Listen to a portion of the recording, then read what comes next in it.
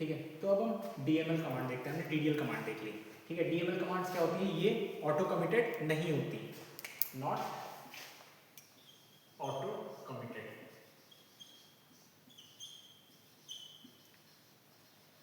तो मतलब roll back, इन commands में रोल बैक पॉसिबल होता है, ठीक है। तो सबसे पहले कमांड देखते हैं। अब हमने स्कीमा बना दिया था, अब हम इंसर्ट की पहले कमांड देखेंगे। इंसर्ट क्या होता है, टपल्स पर काम करता है, रो को इंसर्ट करना। तो वो कैसी कमांड है, DML कमांड है। तो स्टूडेंट हुआ, हमने एक टेबल क्रिएट कर ली, इसमें रोल नंबर एट्रीब्यूट है, नेम है, मार्क्स है और फोन है। अब मुझे इंसर्ट करना है इसमें वैल्यू, तो क्या लिखते हैं हम, इंसर्ट कीवर्ड लिखते हैं इनटू। देखो DDL कमांड में हमेशा टेबल दिखाई जाती है, क्रिएट टेबल और फिर table name, alter table table name, drop table table name, truncate table table name. तो हमेशा याद रखना DDL कमांड है तो टेबल एज अ कीवर्ड आएगा, लेकिन अगर DML कमांड है तो कभी भी टेबल नहीं लिखा जाता, सीधा टेबल का नाम लिखा जाता है, ठीक है। तो insert into table name, then values, और जिस ऑर्डर में ये वैल्यूज, मतलब जिस ऑर्डर में ये होंगे उसी ऑर्डर में आपको वैल्यू लिखनी है, ठीक है। एक तरीका ये होता है वैल्यू डालने का। अब मान लो आपको 10 रो एक साथ डालनी है, तो आप क्या करोगे, इंसर्ट इनटू स्टूडेंट। देखो सिंगल डालनी है तो फिर यहाँ एट्रीब्यूट लिखने की नीड नहीं होती, लेकिन अगर आपको मल्टीपल रोज डालना है तो आपको यहाँ पे एट्रीब्यूट डिफाइन करने पड़ते हैं। क्या कहेंगे, रोल नंबर, नेम, मार्क्स और फोन, ठीक है। Insert into student value, values में अब मान लेते कोई भी वैल्यू डाल दो। रोल नंबर 102 था, लेफ्ट नाम था, मार्क्स 40 थे, ऐसा कुछ नंबर था, कॉमा दूसरी रो डालो 103,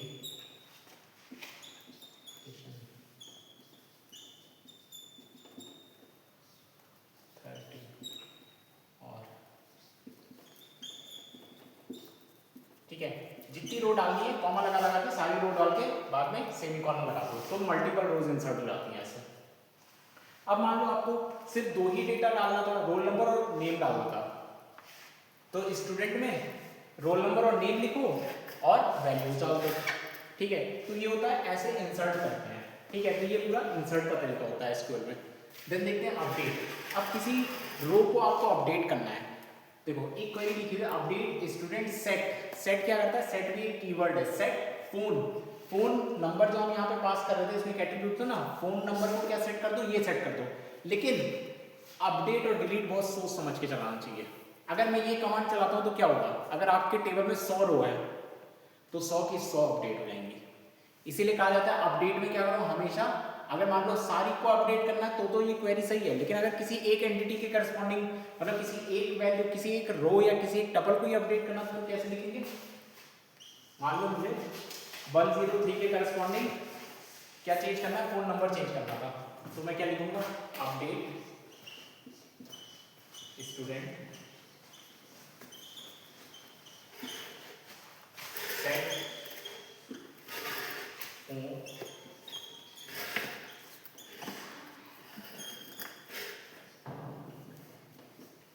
ठीक है।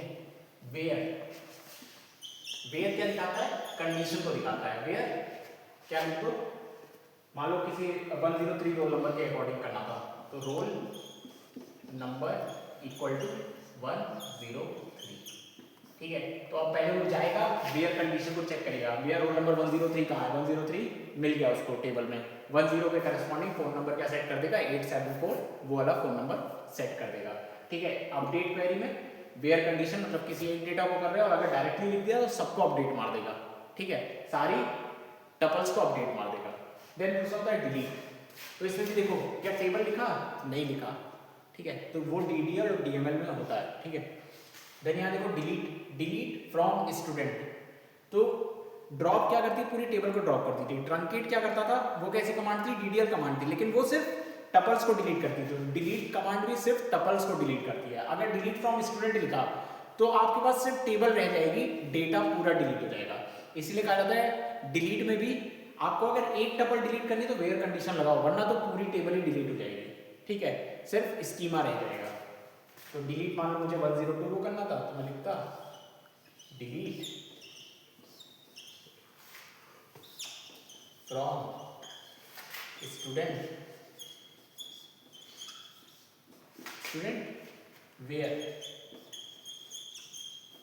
Where roll number equal to 102। ठीक है, तो ये होता है डिलीट कमांड। ठीक है, तो हमने डीएमएल कमांड की ये 3 कमांड मेनली होती है जो आपको पता होनी चाहिए नॉर्मली। ठीक है, अब हम एक चीज देखते हैं कि हमें एक टेबल क्रिएटेड है उससे दूसरी टेबल कैसे क्रिएट करते हैं। ठीक है, तो ये देखते हैं। ठीक है, अभी कॉन्सेप्ट होता है create table with the help of existing table. ठीक है, ये क्या होता है कि आपके पास एक टेबल क्रिएटेड है जो हम क्रिएट करके मान लो चल लेते हैं स्टूडेंट। इसमें क्या पड़ा हुआ था, रोल नंबर पड़ा हुआ था, और क्या पड़ा हुआ था, नेम पड़ा हुआ था, और क्या था,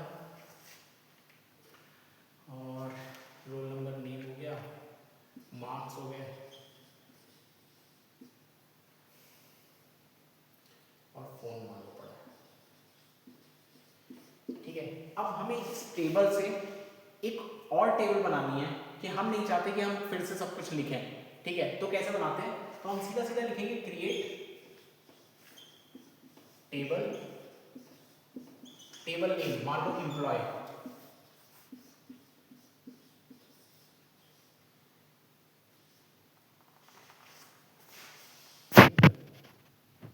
अब एम्प्लॉय में कौन कौन से एट्रीब्यूट चाहिए आपको, देखो एम्प्लॉय का रोल नंबर तो होता नहीं है लेकिन मान लो आईडी। ठीक है, एम्प्लॉय का नेम तो नेम ही होगा, एम्प्लॉय के मार्क्स तो होंगे नहीं, मान लेते हैं सैलरी है, और एम्प्लॉय का फोन तो होगा ही। या फिर हम ऐसा भी कर सकते हैं, छोड़ दिया हमने एक को। ठीक है, हमने कहा हमें 3 इनपुट चाहिए इसमें। ठीक है, create table employ as select. Select क्या करता है, अच्छा सेलेक्ट कमांड होती है, सेलेक्ट नहीं बताया, ये भी कैसे होती है, डीएमएल कमांड होती है। सेलेक्ट क्या करती है, किसी टेबल से आपको डेटा निकालना है, मतलब 10 रोज पड़ी थी तो आप क्या लिखोगे, सेलेक्ट स्टार फ्रॉम, किससे, टेबल नेम लिख दो, टेबल नेम क्या है आपका, स्टूडेंट। तो ये आपको रोज दे देगी आपको जितनी रिक्वायर्ड है। अगर कोई कंडीशन लगानी है कि मतलब पर्टिकुलर रो ही आए तो आप कैसे लिखोगे, select star from student where roll number equal to 102। अब इसमें भी एंड और जैसे प्रोग्रामिंग में चलता है वैसे चलता है, अगर एंड की कंडीशन लगा दोगे तो दोनों ट्रू तब वो डेटा देगा। ठीक है, तो यहां पे कैसे लिखाता है, एंड और मान लो नेम इक्वल टू राहुल। ठीक है, तो ये क्या करेगा, पहले चेक करेगा रोल नंबर 102 कहाँ है एंड नेम राहुल कहाँ है। अगर उसको यहां मिला ट्रू देन वो उसके करस्पॉन्डिंग पूरी रो को रिटर्न करेगा। अब मान लो मुझे पूरी रो नहीं चाहिए थी, मुझे बस इसका रोल नंबर और इसके मार्क्स और फोन नंबर चाहिए था, तो मैं कैसे लिखूंगा सेलेक्ट में, सेलेक्ट मार्क्स कॉमा फोन। ठीक है, फ्रॉम स्टूडेंट वेयर। अब मैं चाहता हूं और की कंडीशन लगाना कि किसी का रोल नंबर 102 है और नेम राहुल है, तो सबका डेटा चाहिए, तो मैं क्या लिखूंगा, रोल नंबर इक्वल टू 102 और नेम इक्वल टू राहुल। तो ये क्या करेगा, ऐसे रोज जुड़ेगा जिसका रोल नंबर 102 हो या तो नेम राहुल हो। ऐसी सारी रो का मार्क्स और फोन रिटर्न कर देगा। तो सेलेक्ट क्या करता है, सेलेक्ट उन रोज को सेलेक्ट करने के लिए काम आता है, ठीक है। तो यहाँ पर भी सेलेक्ट क्या करेगा, सेलेक्ट उस टेबल के पूरे डेटा और उसके मतलब उसके टेबल का स्कीमा क्या है वो पूरा कॉपी कर देगा और एक नई टेबल क्रिएट कर देगा एम्प्लॉय नाम से। तो एज सेलेक्ट, सेलेक्ट क्या करना है, जो भी इसमें से सेलेक्ट करना है, रोल नंबर को एज अ आईडी मान के चल लेते हैं हम, नेम तो नेम ही था और फोन भी फोन ही था। किससे कर रहे थे, from student.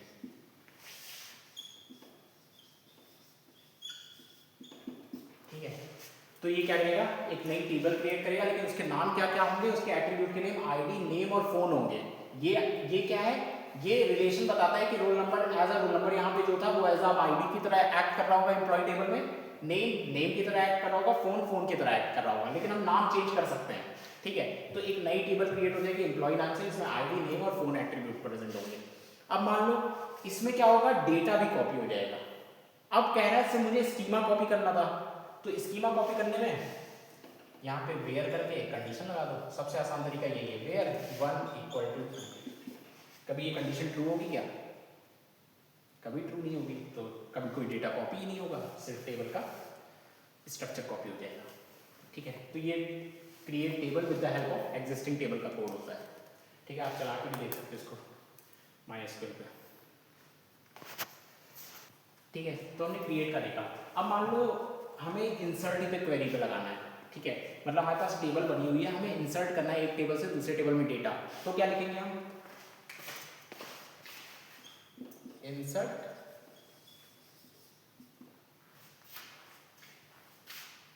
Into employ, insert into employ, employ में क्या है, आईडी, नेम, फोन।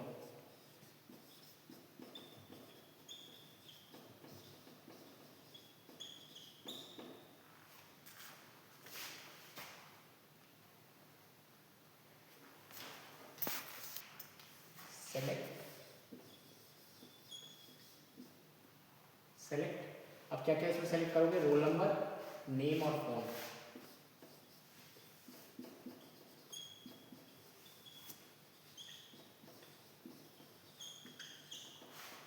किसमें से, फ्रॉम स्टूडेंट। तो ये इंसर्ट हो जाएगा। तो इसका, इस क्वेरी का यूज कहाँ पड़ेगा, कल को आपको गेट में दे देगा, 2 टेबल दिया है। ठीक है, आपसे पूछेगा, अच्छा मैं एक क्वेश्चन ही बनाता हूँ, आप बताओ इसका आंसर क्या। ठीक है, तो आपके सामने एक टेबल क्रिएटेड है, ठीक है, स्टूडेंट नाम की। आपको क्वेश्चन कह रहा है you have already given one existing table employ. आपके पास पहले से एक हाइपोथेटिकल टेबल है एम्प्लॉय, ठीक है, विद एट्रीब्यूट जिसमें रोल नंबर, नेम, फोन और प्लेसमेंट एट्रीब्यूट है। Copy the data from student, student से आपको डेटा कॉपी करना है relation to employment. Only those students you who have placed with, who have placed, जो प्लेस हुए हैं इसमें से। तो आपका प्लेस्ड वाले पे कंडीशन लगेगी, विच क्वेरी इज करेक्ट, आपको ऐसे गिवन क्वेरी देगा, तो पूछेगा कौन सी क्वेरी सही से कॉपी करके डेटा दे देगी हमें। आपके पास 3 ऑप्शन है, पहला वाला देखते हैं, इंसर्ट इनटू एम्प्लॉय। ठीक है, एम्प्लॉय में अगर कुछ नहीं दिया है तो मतलब एम्प्लॉय के जितने कॉलम है सब में डेटा जा रहा होगा। Select star from student where placement yes, placement yes का क्या क्या कॉपी हुआ, स्टार है तो मतलब पूरी रो उठेगी, पूरी रो उठेगी। यहाँ पर कितने एट्रीब्यूट है, 1 2 3 4 5 एट्रीब्यूट है। यहाँ पर एम्प्लॉय में कितने एट्रीब्यूट है, 1 2 3 4, तो ये एरर देगा। ठीक है, क्योंकि एट्रीब्यूट ही बराबर नहीं, आप चाह रहे हो वहां से पूरा 5 उठा रहे हो, यहाँ पे 4 ही है, या फिर यहाँ एट्रीब्यूट डिफाइन करो, वहां पे एट्रीब्यूट डिफाइन करो, तो मतलब ए तो गारंटीड है एरर देगा। दूसरी क्वेरी देखते हैं क्या कहता है, इंसर्ट इनटू एम्प्लॉय, एम्प्लॉय में role number, name, phone, placement. ठीक है, लिख दिया। Select role number, name, phone, placement. ठीक है, सेलेक्ट भी कर लिया, role number, name, phone, placement, सही है एकदम। ठीक है, लेकिन क्या था, only those student you have placed, who have placed, जो प्लेस हुए, यहाँ पर टोटल कॉपी कर देगा डेटा। सही तो है ये क्वेरी, लेकिन डेटा टोटल कॉपी हो गया। हमें कौन से बच्चे चाहिए थे, जो प्लेस हुए हैं अभी तक, तो एक इसमें अगर वेयर लगा देता तो ये ऑप्शन सही हो जाता, मतलब सी वाला ऑप्शन सही है। ठीक है, तो ऐसे भी पूछेगा आपसे क्वेश्चन। ठीक है, ठीक है, अभी तक हमें जितना इसको बेसिक था आपको मैंने बता दिया। ठीक है, DDL कमांड देख ली, DML कमांड देख ली। अब हम एक टेबल लेंगे और उस पर मल्टीपल क्वेरीज लिखेंगे, मतलब स्टेटमेंट लिखेंगे और उनकी क्वेरी लिखकर सीखेंगे कैसे लिखी आती है क्वेरी। क्योंकि आपको अगर क्वेरी लिखना आती है तो क्वेरी से स्टेटमेंट बनाना आता होगा, क्योंकि गेट में क्या देगा आपको, क्वेरी देगा, पूछेगा इस क्वेरी से क्या आउटपुट निकल रहा है या फिर क्या स्टेटमेंट है इस क्वेरी की। ठीक है, तो पहले हम स्टेटमेंट लिखते हैं, देन उसकी क्वेरी लिखना सीखते हैं। ठीक है, देन क्वेरी लिखेंगे, स्टेटमेंट लिखना सीखेंगे। ठीक है, तो करते हैं। ठीक है, तो अब हम क्वेरी से मतलब स्टेटमेंट से क्वेरी बनाना सीखेंगे। ठीक है, तो आपको एक टेबल दे रखी है एम्प्लॉय, जिसमें एम्प्लॉय का नेम है, एम्प्लॉय नंबर है, जॉब है, सैलरी है और डिपार्टमेंट नंबर है। ठीक है, क्या कहता है, पहली क्वेरी कहती है to find the name of the employees of department number 10। तो अगर कुछ फाइंड करना है मतलब सेलेक्ट करना है, तो पहली क्वेरी कैसे लिखेंगे, सेलेक्ट, क्या सेलेक्ट करना है, नेम सेलेक्ट करना है, फ्रॉम किससे कलेक्ट से किससे करना है, एम्प्लॉय से करना है। एम्प्लॉय टेबल का नाम है ना, EMP एम्प्लॉय। ठीक है,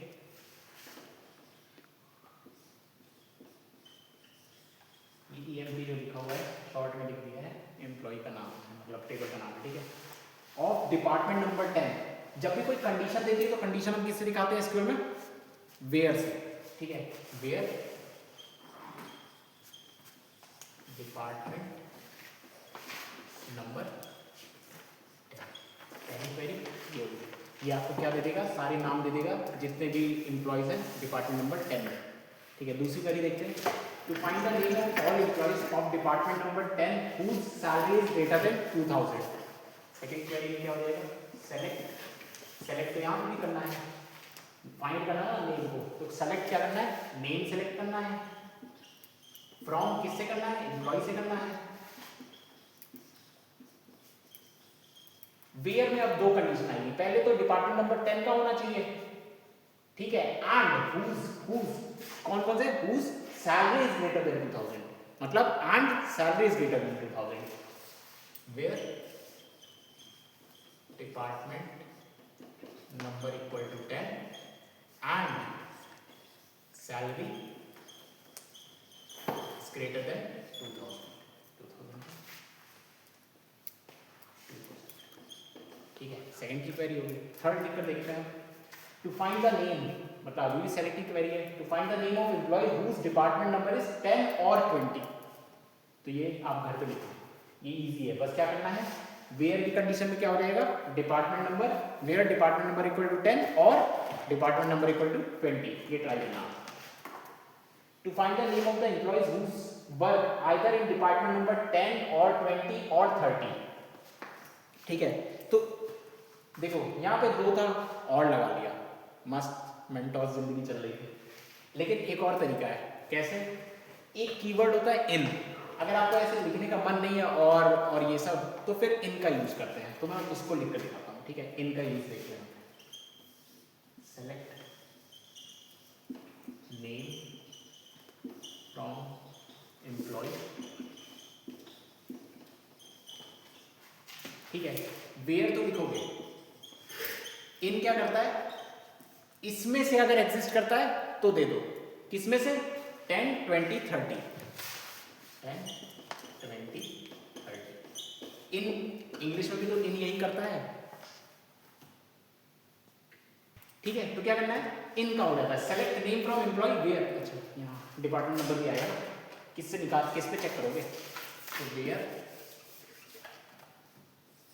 डिपार्टमेंट नंबर, किसमें, इन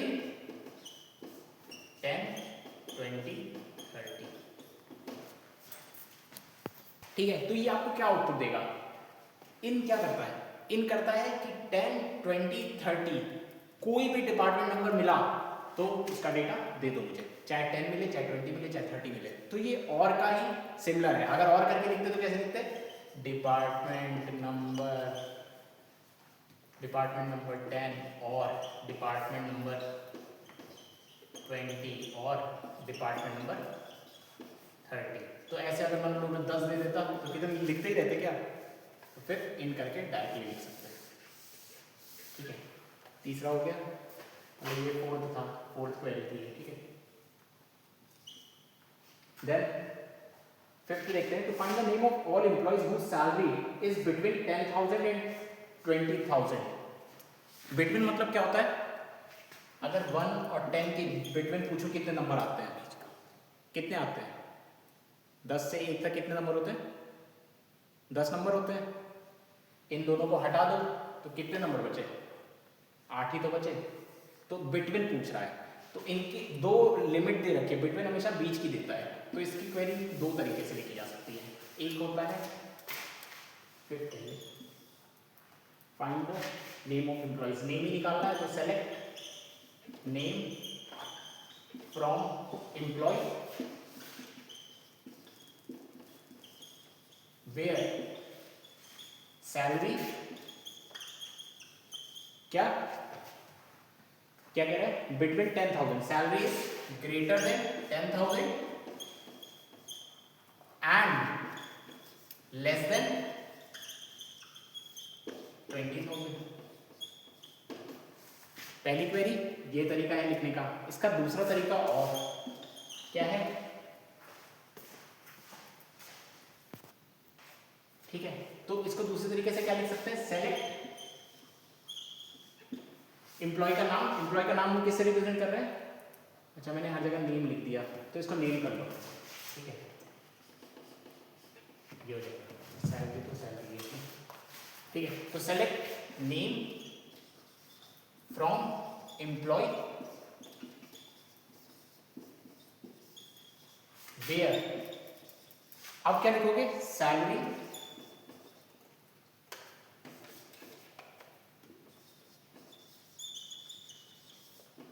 अब बिटवीन भी कीवर्ड होता है इसमें, क्या लिखोगे, बिटवीन 10,000 एंड 20,000, एंड तो एंड ही लिखो पूरा, एंड 20,000, ऐसे लिख सकते हो इसी क्वेरी, ठीक है। अब लास्ट वन देखते हैं,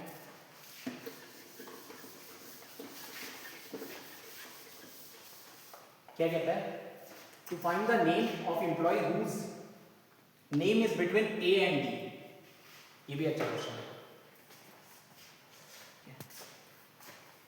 ठीक है।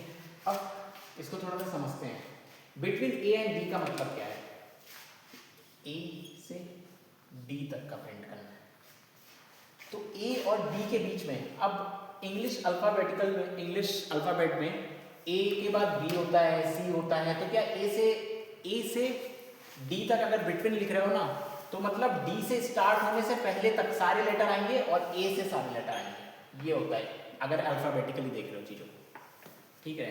तो A वाले तो आएंगे ही, अगर मान लो ऐसी क्वेरी आ जाती है, मतलब लिखा हुआ है, उससे कह रहा है आपका आउटपुट क्या आएगा, ठीक है, तो आपको कहाँ से प्रिंट करना है, बिटवीन A एंड D में पूछ रहा है, तो A से स्टार्ट करना है, तब तक काउंट करना है तब D स्टार्ट ना हो जाए, उतना आउटपुट होगा तुम्हारा, ठीक है। तो क्वेरी तो नॉर्मल है, इसी भी तरीके से कैसे लिखोगे, select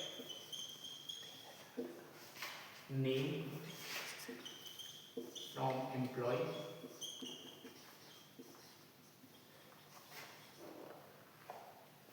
where name between A and D। For example एक टेबल है जिसमें नेम दिया हुआ है तुम्हें A D कुछ करके, फिर A C कुछ करके, ये और फिर B S C G ऐसा कुछ नाम दे रखा है, और फिर देते हुए D आएगा। अब D के बाद कुछ भी हो, ये प्रिंट यहीं तक करेगा, ठीक है। जैसे ही D आया स्टार्ट पे, एंड D पे हो जाएगा, ठीक है, उससे पहले का सब कुछ प्रिंट करेगा सारे में, इसका मतलब ये है, ठीक है। तो ये 5 क्वेरीज थी जो हमने एम्प्लॉय टेबल पे देखी, और क्वेरी हम देखते हैं, ठीक है। अब एक और उसी एम्प्लॉय टेबल पे और क्वेश्चन देखते हैं, ठीक है। पहला क्या लिखा है, find employ, find E name लिखा है of all employees whose name starts with C. अब आपको कहेगा स्टार्ट्स विद सी, बिटवीन दो कैरेक्टर, मतलब बिटवीन दो कैरेक्टर में कितने लेटर होने चाहिए, ऐसी चीज़ों को हैंडल करने के लिए हम लाइक ऑपरेटर का यूज़ करते हैं, ठीक है। तो इसकी क्वेरी कैसे लिखी जाएगी, अभी मैं जनरलाइज रिजल्ट भी लिखवा दूंगा लाइक का, ठीक है, किसके लिए क्या यूज़ किया था, लेकिन पहले इसकी क्वेरी देखते हैं। तो हमें अभी भी क्या करना है, फाइंड करना है ई नेम, तो मतलब सेलेक्ट करना है। पहली वाली देख रहा select E name,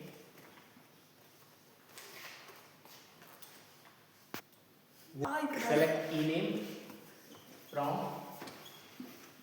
employee where, किस में ढूंढना है, name, where name starts with C, where name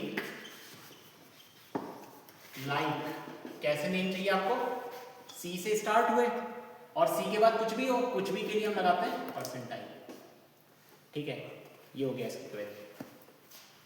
employee find E name, मतलब एम्प्लॉय का नाम of all employees whose name starts with C and end with E चाहिए, तो क्या लिखेंगे, सेम क्वेरी रहेगी, select E name from employ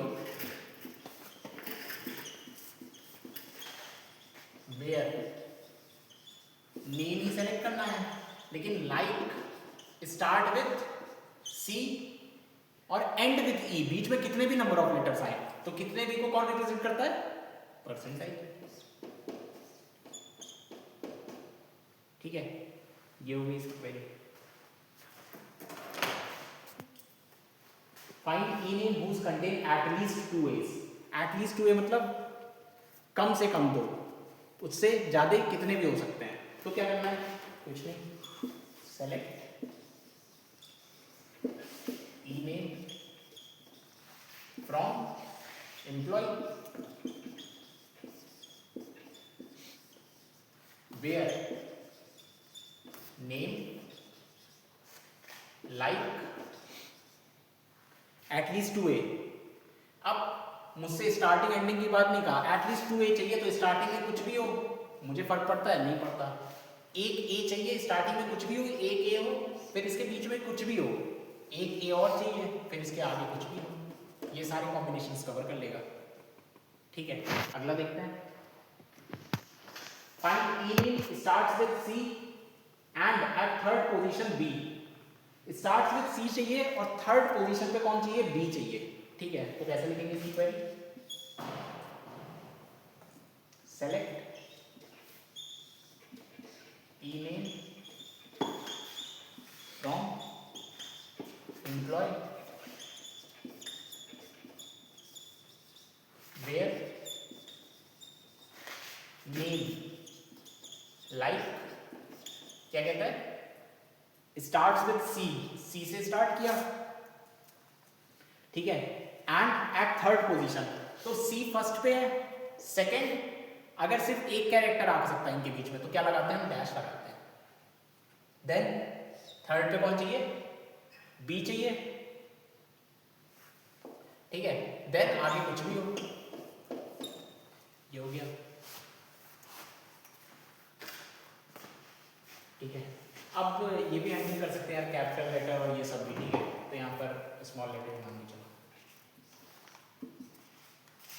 अब कह रहा है find E name with null commission, अच्छा देखो यार, नल कमीशन फाइंड करना है, ठीक है, तो इसके दो तरीके हैं, कमीशन अगर उसको मिल रहा है तो वो कभी नल होगा, नहीं होगा, ठीक है, तो इसको लिखने का, अच्छा मैं 2 क्वेरी लिखता हूँ, आप बताना कौन सी सही है, ठीक है, सेलेक्ट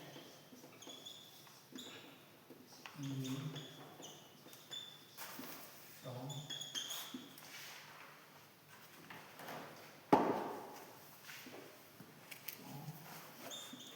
एम्प्लॉय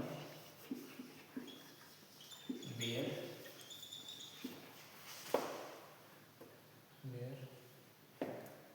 कमीशन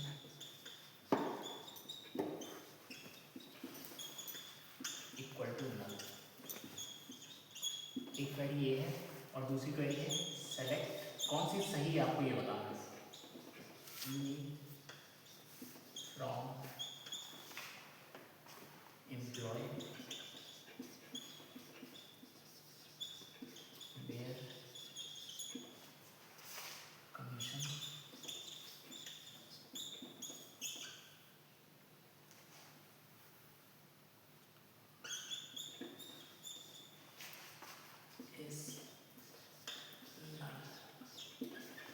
ठीक है, इन दोनों क्वेरी में कौन सी क्वेरी सही है ये बताओ। अगर किसी ने सी पढ़ी है, पॉइंटर्स पढ़े हैं, उसको ही पता चलेगा क्यों गलत है और कौन सी सही है। ठीक है, नल क्या कोई वैल्यू है? नहीं है। नल ऐसी पोजीशन को पॉइंट करता है जिस पे कोई डेटा नहीं है। तो इक्वल टू नल का क्या मीनिंग है? नल कुछ वैल्यू थोड़ी ना पड़ी है जो तुम जाके ढूंढ लोगे उसको। ठीक है, गलत है। इज नल, ये सही है। ठीक है, ये रीजन था। ठीक है, तो ये ओवरऑल क्वेश्चंस थे। ठीक है, अब अगला देखते हैं। अच्छा, यहाँ पे हर जगह यार ई नेम लिख देना, नेम लिख कर चला गया। ठीक है, ई कैपिटल है। हाँ, और भी क्वेरी होगी तो वो मतलब इस टेबल के अकॉर्डिंग देख कर लिखना। ठीक है, फ्रॉम और वेयर अगर मैंने कहीं पे भी मिस किया है। ठीक है, तो ये पूरा था। यहाँ पे भी था क्या? नहीं, यहाँ पे कमीशन है। ठीक है, तो ये पूरे ओवरऑल क्वेश्चन थे। अब और देखते हैं।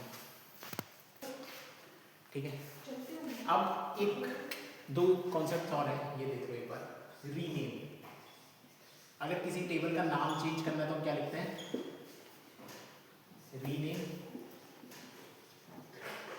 स्टूडेंट, टेबल का नाम मान लो।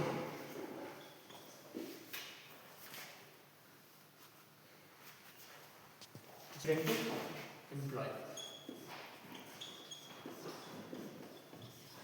ठीक है, अगर किसी टेबल का नाम पहले स्टूडेंट था, अब वो क्या हो जाएगा? एम्प्लॉय हो जाएगा। इसी तरह अगर इसमें एट्रीब्यूट लिख दोगे तो वो एट्रीब्यूट का मतलब टेबल का नाम भी चेंज कर देगा और उस एट्रीब्यूट का पर्टिकुलर जो नेम होगा वो भी चेंज कर देगा। एक रीनेम नाम का होता है, एक डिस्क्राइब नाम का होता है। किसी टेबल की एट्रीब्यूट के बारे में आपको डिस्क्रिप्शन चाहिए कि उसका डेटा टाइप क्या है, नाम क्या है, तो वो क्या, उसको क्या लिखते हैं? Describe, DESC, describe student. इतना लिख दोगे, ये डिस्क्राइब कर देगा टेबल के बारे में। ठीक है, ठीक है। बाय डिफॉल्ट SQL क्या करता है?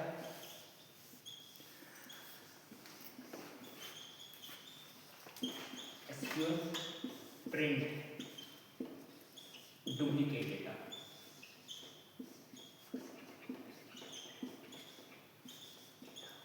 मान लो किसी का नाम लॉजिक था, ऐसे 4 लोगों का नाम लॉजिक था, आप नेम प्रिंट करवा रहे हो तो 4 बार वो लॉजिक प्रिंट करेगा। ठीक है, अगर आपको डेटा डुप्लीकेट सी नहीं चाहिए तो डिस्टिंक्ट कीवर्ड होता है, जैसे सेलेक्ट डिस्टिंक्ट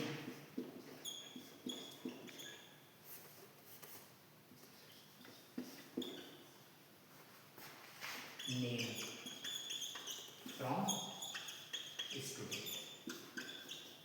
तो ये क्या करेगा? अगर किसी का नाम, ठीक है, ए 4 बार है तो वो कितनी बार आएगी टेबल में? जो आप प्रिंट करवाओगे एक ही बार प्रिंट करेगा। ठीक है, तो डिस्टिंक्ट का यूज ऐसे करते हैं डिस्टिंक्ट डबल जानने के लिए। ठीक है, तो ये कुछ चीज़ थी, रीनेम, डिस्क्राइब और डिस्टिंक्ट। ठीक है, कभी ऐसा मत करना भैया कि आपने डिस्टिंक्ट 2 एट्रीब्यूट पे लगाए, एक एट्रीब्यूट पे कहा चारों डिस्टिंक्ट नहीं लगा रहे हो, एक पे चारों डिस्टिंक्ट लगा रहे हो, ऐसा नहीं होता। डिस्टिंक्ट हमेशा पहले रहेगा, एट्रीब्यूट के नाम बाद में रहेंगे। अगर आप ऐसा लिख दोगे ना, सेलेक्ट ए, फिर डिस्टिंक्ट, देन बी फ्रॉम मान लो किसी भी टेबल XYZ से। ठीक है, तो ये एरर है। डिस्टिंक्ट अगर यूज हुआ है तो आगे होगा, उसके बाद सारे एट्रीब्यूट लिखे जाएंगे। ऐसा नहीं है कि कुछ एट्रीब्यूट को आप डिस्टिंक्ट नहीं कर रहे हो, एक को निकालना चाह रहे हो, ऐसा कुछ नहीं होगा। ठीक है, तो ये एरर है लास्ट वाली। ठीक है, तो ये कुछ मतलब रिप्रेजेंट का तरीका है कि ऐसे भी आप चीज़ों को रिप्रेजेंट कर सकते हो। अगर आपको ब्रैकेट दिखे तो ब्रैकेट का मतलब क्या होता है इसके बारे में? रिप्रेजेंट है ना single character with in the bracket, मतलब अगर ब्रैकेट में कैरेक्टर लिखा हो तो एट अ टाइम एक ही कैरेक्टर यूज होगा।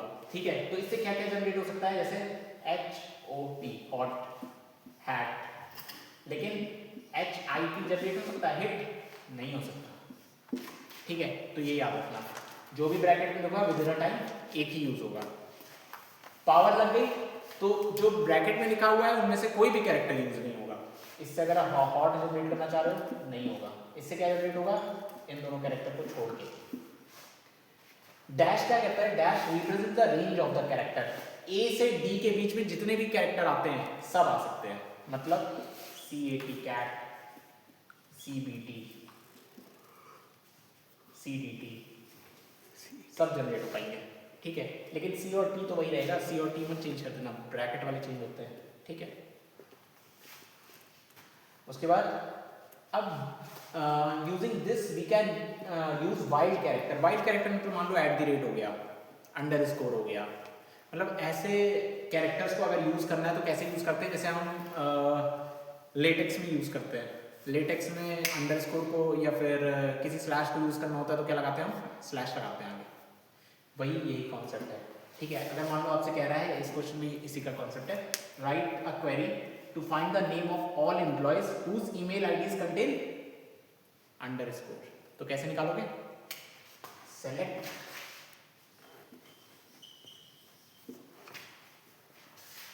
नेम फ्रॉम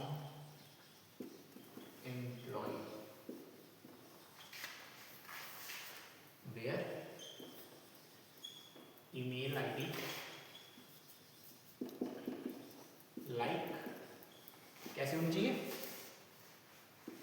परसेंटाइल, आगे कुछ भी हो कोई फर्क पड़ता है नहीं। आपको क्या चेक करना है? अंडरस्कोर चेक करना है, लेकिन अंडरस्कोर कैसा कैरेक्टर है? वाइल्ड कैरेक्टर टाइप है, तो क्या लगाओगे? स्लैश अंडरस्कोर फिर परसेंटाइल, ठीक है। तो ये होगा इसका आउटपुट, ठीक है। अब एक ऑर्डर बाय कीवर्ड होता है, ये क्या करता है? ये आप असेंडिंग ऑर्डर या डिसेंडिंग ऑर्डर में चीज़ों को अपने सेट कर सकते हो। जैसे नेम है, आपको असेंडिंग ऑर्डर में चाहिए तो आप ऑर्डर बाय लगाओ, डिसेंडिंग ऑर्डर में चाहिए तो आप ऑर्डर बाय लगाओ, ठीक है। यही लिखा है। तो ऑर्डर बाय कीवर्ड शॉर्ट करने का काम करता है। शॉर्टिंग पड़ी थी ना, उसी टाइप का ये एसक्यूएल में शॉर्टिंग करता है। Sort the records in ascending order, by default किस में करता है? असेंडिंग ऑर्डर में करता है। To sort the record in descending order में करना है तो हम कीवर्ड यूज करते हैं DESC कीवर्ड। जैसे एक क्वेरी लिखी हुई है, write a query to find the name of all employees in ascending order. Ascending order में करना है तो क्या लिखोगे आप? Select employ name from employ order by, किस पे ऑर्डर बाय लगाना है? ऑर्डर बाय किस पे करना है? ई नेम पे, ठीक है। अच्छा ये ऑर्डर है, सॉरी, ठीक है। ऑर्डर बाय, ठीक है। तो ये बाय डिफॉल्ट किस में करेगा? असेंडिंग ऑर्डर में करेगा। और अगर आपको डिसेंडिंग ऑर्डर में करना है तो आपको आगे DESC, ठीक है, ये लगा दो, ठीक है। अब एक ऑर्डर देखते हैं। मान लो मेरे पास एम्प्लॉय नेम कुछ ऐसा है,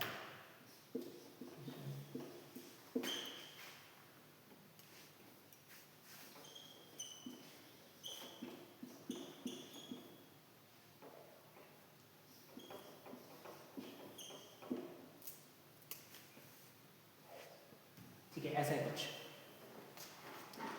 अब मैं कह रहा हूँ इसको शॉर्ट करो, किस में करो? इसको इंक्रीजिंग ऑर्डर में सेट करो, मतलब बाय डिफॉल्ट किसमें होता है? असेंडिंग ऑर्डर में, ठीक है।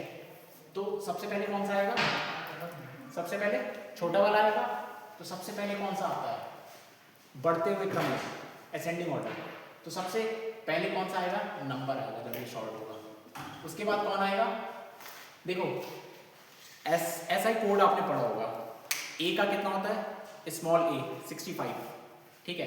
तो स्मॉल a का SI कोड 65 होता है और कैपिटल ए का 107 या ऐसे कुछ होता है समथिंग, उसी के पास है या नहीं 90 96 या 97 होता है, ठीक है, ऐसे कुछ होता है, ठीक है। लेकिन कितना है उससे बड़ा ही होता है, ठीक है, ये तो गारंटी है, ठीक है। तो ये किससे शॉर्ट होते हैं? SI कोड से शॉर्ट होते हैं। तो यहाँ पे कैपिटल की है, यहाँ पे कैपिटल आर है, यहाँ पे कैपिटल आर है। लेकिन उसके बाद देखो आर का नंबर कितना होता है? इसका होता है 11 और इसका होता है 18, ठीक है।